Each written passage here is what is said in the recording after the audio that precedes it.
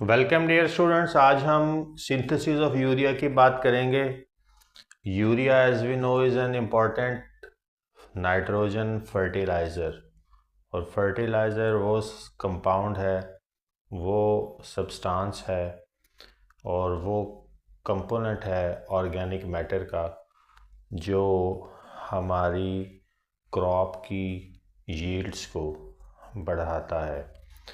तो यूरिया जो है ये फर्स्ट ऑर्गेनिक कंपाउंड है विच was and is synthesized still in laboratory. So this is the first one to be artificially synthesized in laboratory.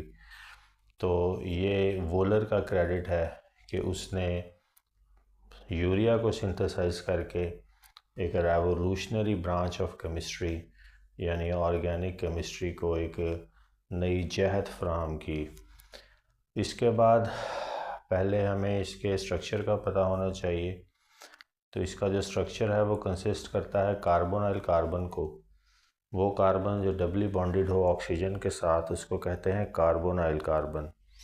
और urea के case में इस कार्बोनाइल कार्बन के साथ दो एमाइनो ग्रुप्स अटैच्ड हैं और यही यूरिया का स्ट्रक्चर है। अच्छा डियर स्टूडेंट्स, जो एमाइनो ग्रुप है वो एमोनिया से आता है NH3 में। ये एक लोन इलेक्ट्रॉन पेयर मैंने शो किया है जस्ट टू मेक श्योर कि हमें इस चीज़ का पता हो कि अमोनिया के पास एक इलेक्ट्रॉन पेयर, अमोनिया में नाइट्रोजन के पास एक इलेक्ट्रॉन पेयर मौजूद है। इस वजह से ये लिवाइस बेस है। तो एमाइनो ग्रुप हाइड्रोजन एक वैलेंसी जो है अमोनिया की जो सब्स्टिट्यूट हो जाती है किसी भी और ग्रुप के साथ, तो फिर ये अमाइनो ग्रुप कहलाता है। यानी एक हाइड्रोजन सब्स्टिट्यूट हो जाए अगर अमोनिया की तो फिर ये अमाइनो है। अब पॉइंट ये है कि अमाइनो ग्रुप अमोनिया से आता है और अमोनिया कहाँ से आता है। अमोनिया लेबॉर्ट्री में बॉर्न हेबर प्रोसेस को यूज़ करते हुए सिंथेसाइज किया जाता है, जिसमें नाइट्रोजन गैस हाइड्रोजन गैस के साथ मिलाई जाती है स्पेसिफिक कंडीशंस में और हमें अमोनिया मिल जाती है गैस की फॉर्म में। जिसको चाहें तो हम लिक्विफाई भी कर सकते हैं, लेकिन बहरहाल Born Haber process is a technique applied to synthesize ammonia commercially, which can be further used to synthesize or release amino groups which are used to form urea. उसके बाद कार्बोनाइल ग्रुप की बात करेंगे। ये वाला ग्रुप कार्बोनाइल ग्रुप है और carbonyl group में जो इंग्रेडिएंट यूरिया फॉर्म करने में कार्बन डाइऑक्साइड का रोल है। Carbonyl group comes from carbon dioxide, और कार्बन डाइऑक्साइड का सोर्स जो है वो किसी भी ऑर्गेनिक कंपाउंड को आप ऑक्सीडाइज करवाएं तो आपको लाजमन कार्बन डाइऑक्साइड गैस मिलती है, जिसको आप यूटिलाइज कर सकते हैं यहाँ अमोनिया की सिंथेसिस में। Synthesis of urea is a two step reaction dear students.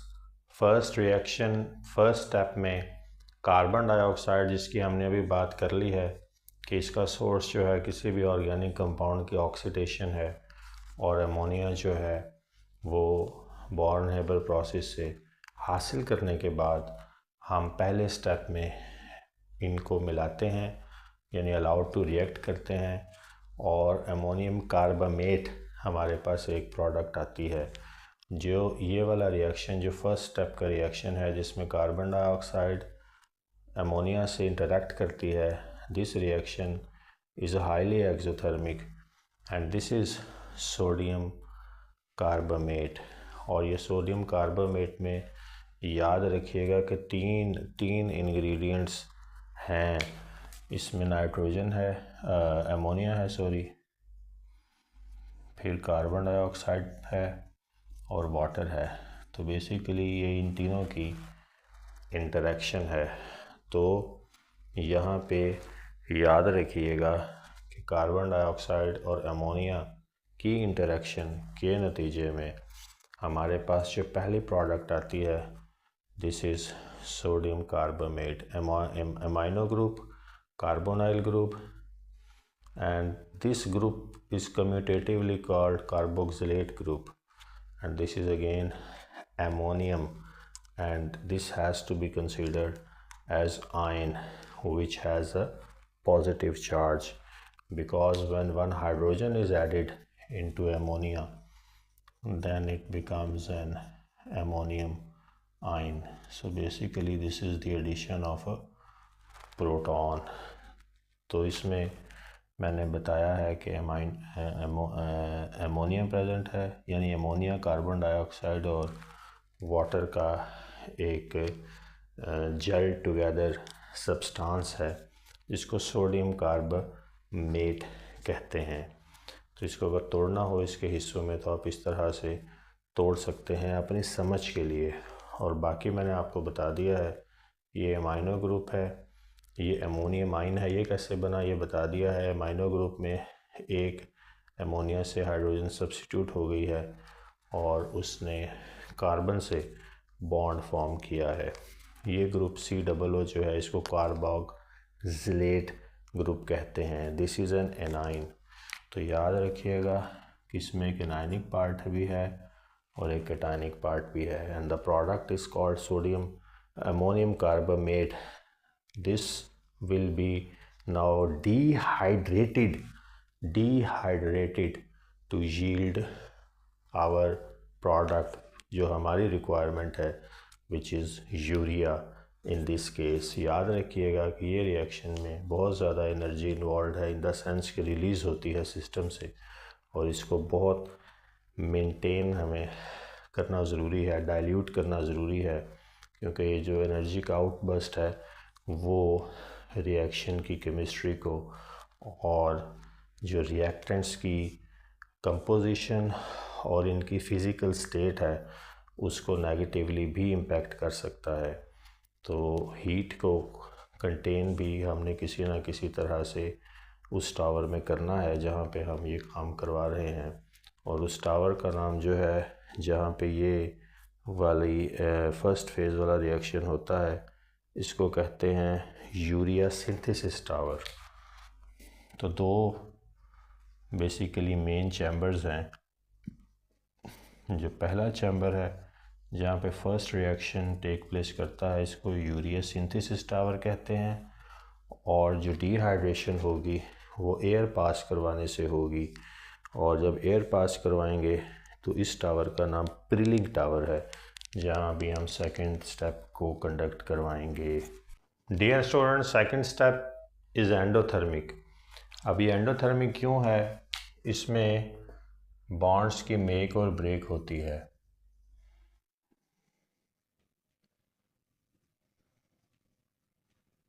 अब ये आपके सामने अपने जहन में अगर हम ये अमोनियम कार्बोनेट को रखें अगर, तो फिर हमें ये बात समझ आएगी कि इससे वाटर का मॉलिक्यूल लॉस होना है। ये ऑक्सीजन और इस अमोनियम आयन से दो हाइड्रोजन्स इन्वॉल्व होंगी as a water. So this is a dehydration reaction involving loss of the water molecule to form urea. ये एंडोथर्मिक है। इनिशियली ये वाला बॉन्ड टूटना है कार्बन का ऑक्सीजन के साथ, और कार्बन का नाइट्रोजन से बॉन्ड फॉर्म होना है।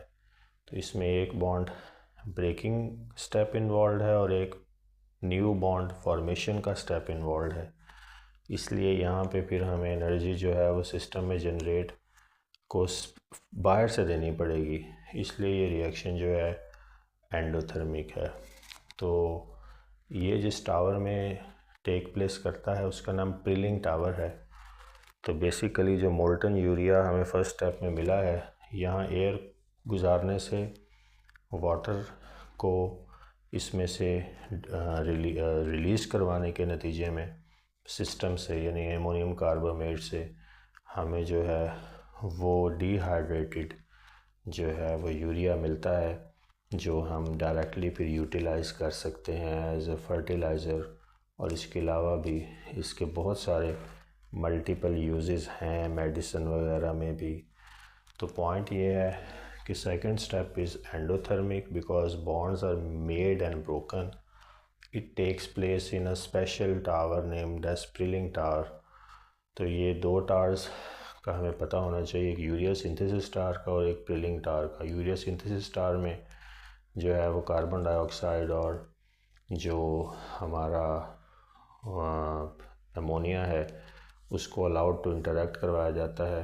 मैंने आपको बताया है कि प्रेशर को सस्टेन करना पड़ेगा, टेम्परेचर को मेंटेन करना पड़ेगा ताकि हमारे जो रिएक्टिंग स्पीशीज़ हैं वो इंटैक्ट रहें और मोल्टन या लिक्विफाइड स्टेट में इंटरेक्शन जो है फर्स्ट स्टेप में वो सपोर्टिव है फॉर्म करने में अमोनियम कार्बोनेट। तो ये लिक्विफिकेशन या ऐसा मॉडरेट हमने टेम्परेचर को रखना है और प्रेशर की भी रेंज इस लेवल की रखनी है कि जो लिक्विफाइड कंटेंट जो है रिएक्टेंट्स का वो रिएक्ट करे बहरहाल, और उसके नतीजे में हमें मोल्टन अमोनियम कार्बोनेट मिलेगा।